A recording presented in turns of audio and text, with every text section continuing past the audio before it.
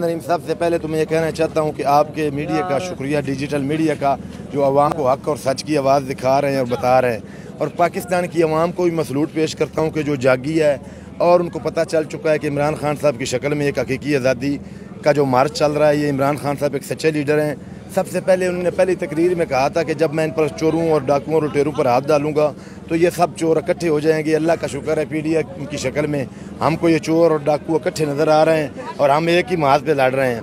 और दूसरा, मैं ये भी अल्लाह का शुक्र अदा करता हूँ कि पाकिस्तान की आवाम ऐसी जागी है कि उनको पता चल चुका है कि इमरान खान एक सच्चा और मुखलस और ईमानदार लीडर है।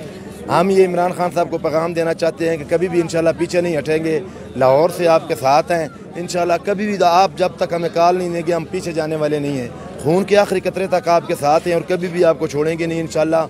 और मैं अपने आला अदालतों से ये रिक्वेस्ट करता हूँ कि चीफ जस्टिस साहब, खुदा के लिए एक गरीब आदमी के बेटे के अगर FIR हो तो उसको चपड़ा से नहीं लगाया जाता।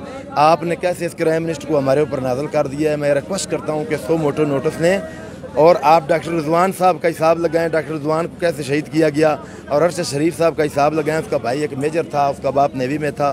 तो ये जुल्म की इंतहा जो है बंद की जाए और पाकिस्तान के उमंगों के मुताबिक इलेक्शन कराया जाए, जो कि अगर पाकिस्तान की अवाम ने 90% इमरान खान साहब के साथ खड़े ना हुए तो आप देख लेना, क्योंकि 90% अवाम जो इमरान खान साहब के साथ खड़ी हो चुकी है। उनको पता है कि जो इमरान खान साहब हैं वो सच्चे लीडर हैं। सबसे पहले जो घड़ी का नाम लेते हैं, आप इसके हिसाब लगा लें, शौकत खानम के लिए हर साल 9 अरब रुपया वर्सेस पाकिस्तानी देते हैं। अगर वो कोई भी अगर 1 रुपये की करप्शन भी इसने करनी होती तो कोई को डर तो नहीं था। तो ये इमरान खान साहब की ईमानदारी पर शक करने वाले बेवकूफ़ हैं। आवाम को पता है कि इमरान खान एक ईमानदार लीडर है।